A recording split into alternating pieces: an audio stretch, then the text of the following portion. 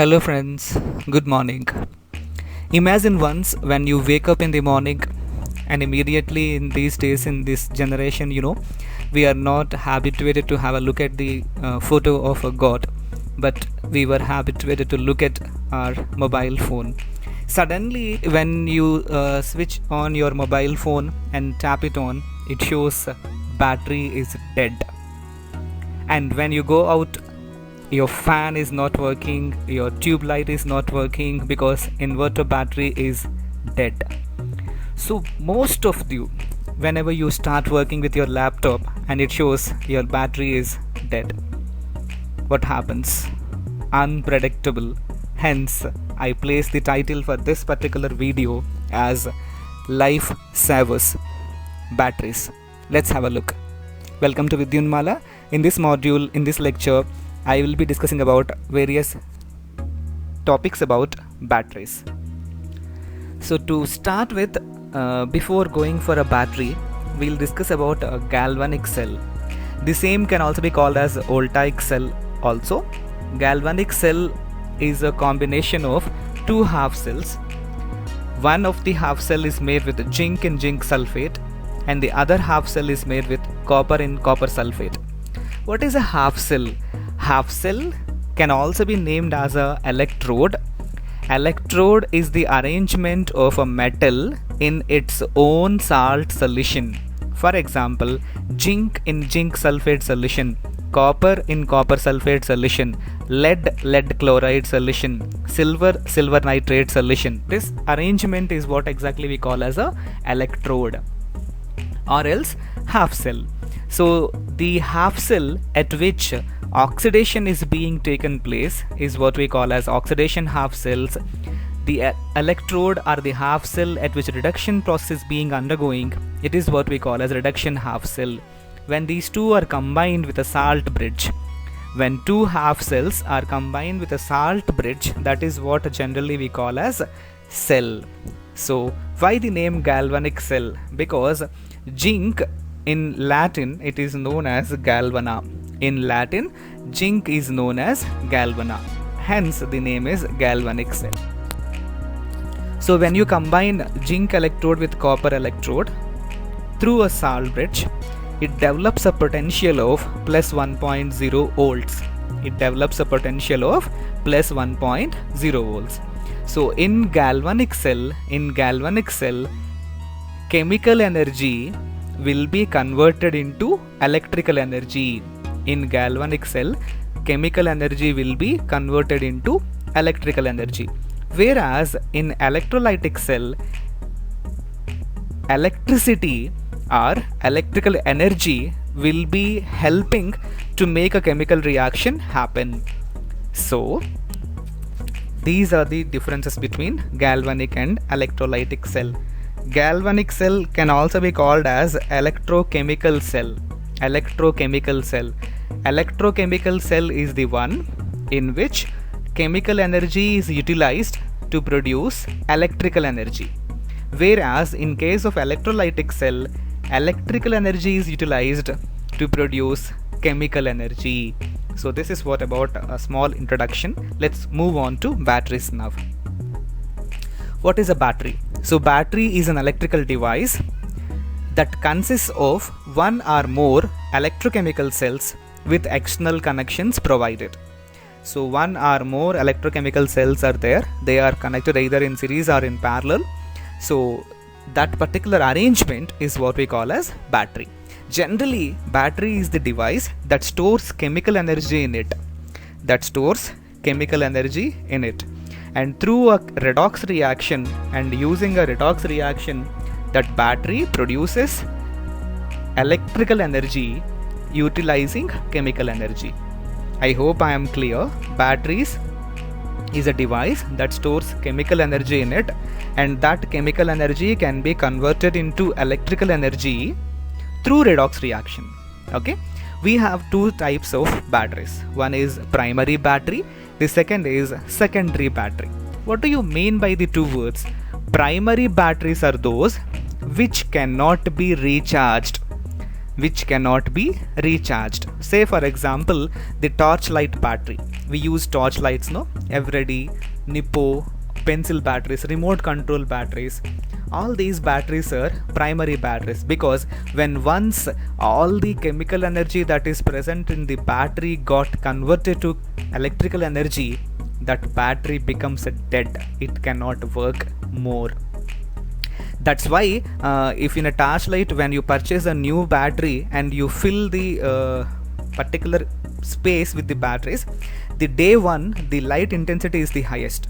From day 1 to when days are going, day 7 the intensity drops, because the chemical energy is getting consumed. That is what we call as primary battery.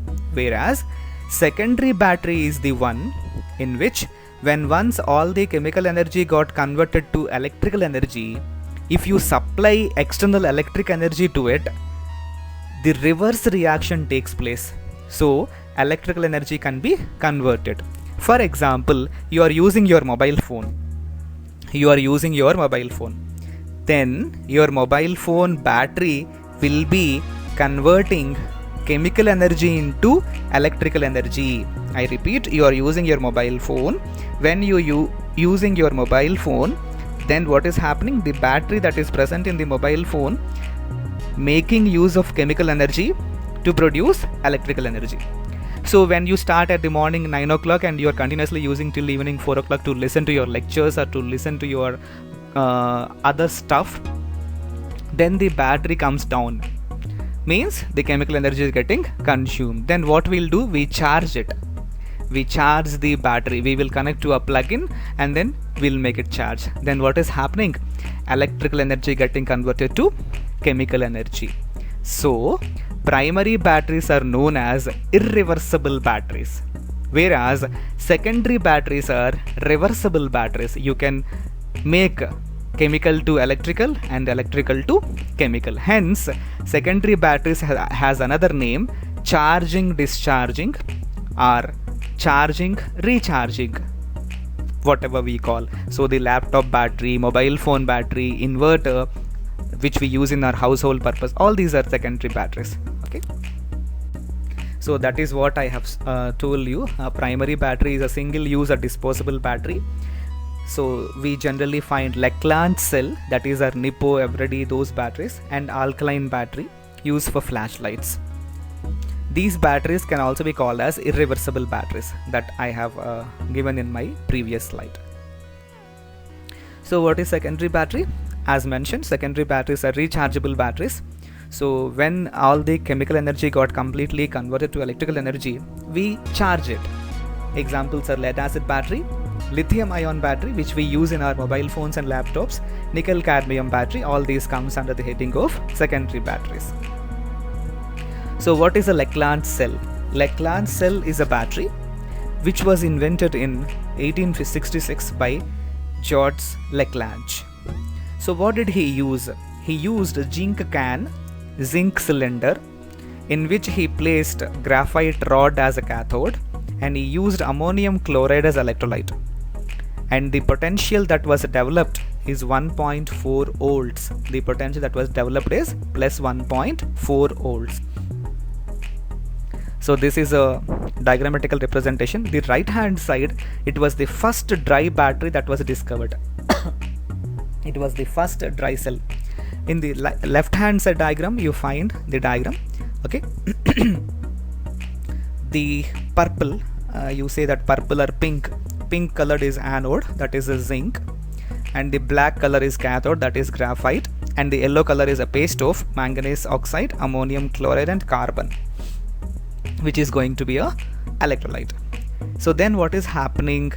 Zinc losing electrons, because zinc oxidizes, no, by nature, by virtue, zinc undergoes oxidation. So when zinc getting oxidized, those electrons will be captured by the manganese that is present in the electrolyte at the surface of graphite rod.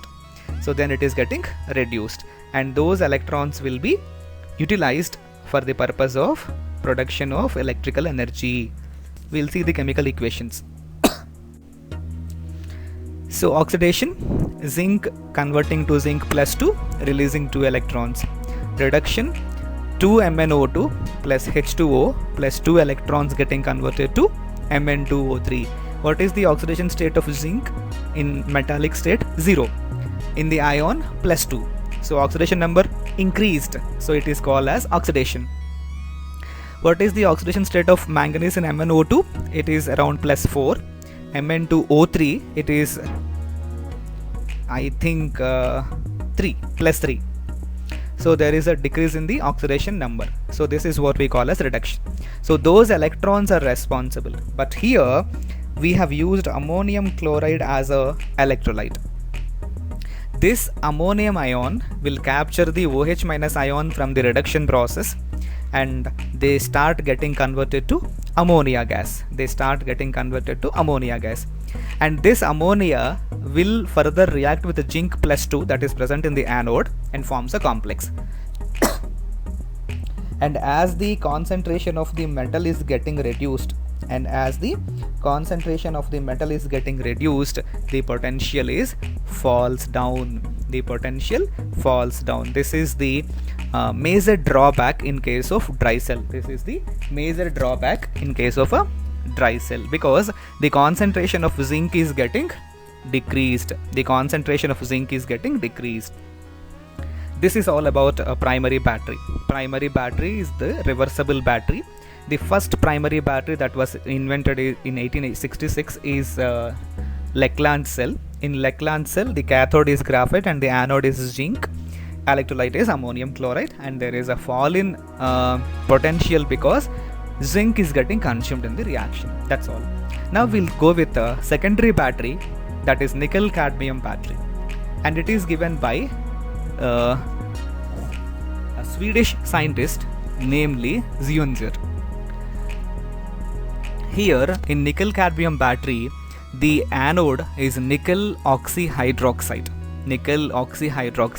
and the cathode is cadmium, and here the cathode is cadmium. What are the advantages of this?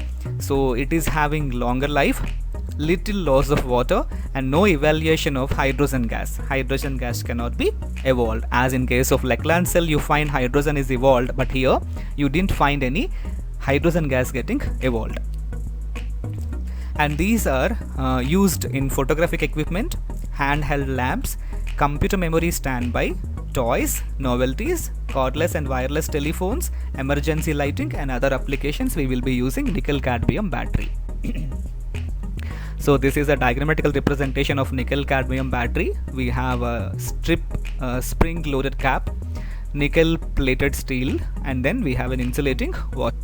What are the reactions taking place? So cadmium losing electrons and getting oxidized, and nickel oxide hydroxide, they're getting 2 electrons and getting converted to nickel hydroxide. So the overall reaction is such. So when the battery is completely discharged, then we will charge the battery, and the reverse reactions will take place, I hope I'm clear.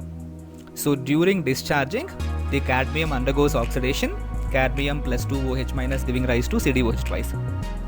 2 electrons will be released, and these 2 electrons will be captured by nickel oxide hydroxide, and it gets converted to NiOH twice.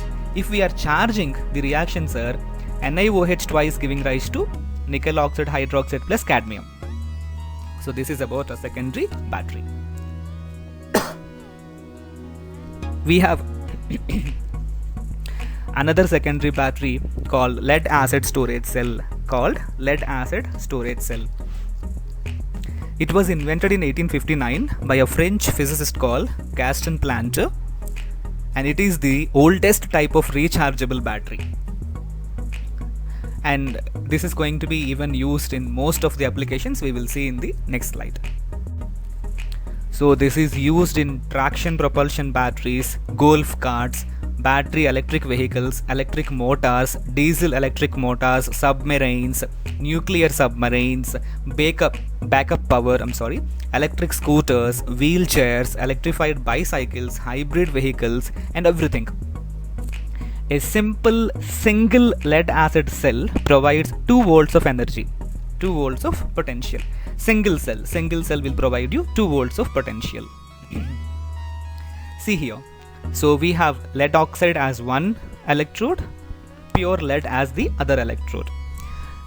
So the electrolyte that is placed is 20% of sulfuric acid. So we placed 20% of sulfuric acid as an electrolyte. That particular arrangement provides you 2 volts. When you come down here, 6 such cells are there. You can count 1, 2, 3, 4, 5 and 6. So 6 red plates and 6 blue plates are there. Each cell of red and blue provides 2 volts. As 6 are there, it provides 12 volts of energy. What are the reactions are there? So H2SO4 first gets ionized to H plus and HSO4 minus. Then the pure metal lead will capture HSO4 minus and gets converted to PbSO4 plus H plus electrons. So this reaction is oxidation. So lead anode is getting oxidized. In the third step, those 2 electrons will be captured by lead oxide, PbO2, and that gets converted to PbSO4. PbO2, the oxidation number of lead is +4. PbSO4, the oxidation number is +2. So in the second equation, 0 to 2, that is oxidation, and in the third equation, +4 to +2, reduction. See, there is a reversible equation. That means during discharge, that means during you are using your mobile phone, the forward reaction will be observed. When the battery comes to an end, we will charge the battery again, the backward reaction will happen, and the total reaction is shown here. The only disadvantage with lead acid battery is we will be using sulfuric acid as electrolyte, because sulfuric acid is very strong acid and it causes damage. It is causing some damage. Otherwise, if it permits, if you have time, please visit a mechanical or automobile store. Ask them to open the battery and show. You find some white layer depositing on the plates of the battery. You find some white colored layer depositing on the plates of the battery, and that white layer is lead sulfate formed, PbSO4 formed. So I repeat, the forward reactions are discharging. That means you are using your object. The backward reactions are charging. That means you placed your object with external electrical energy. I think this is enough and you understand.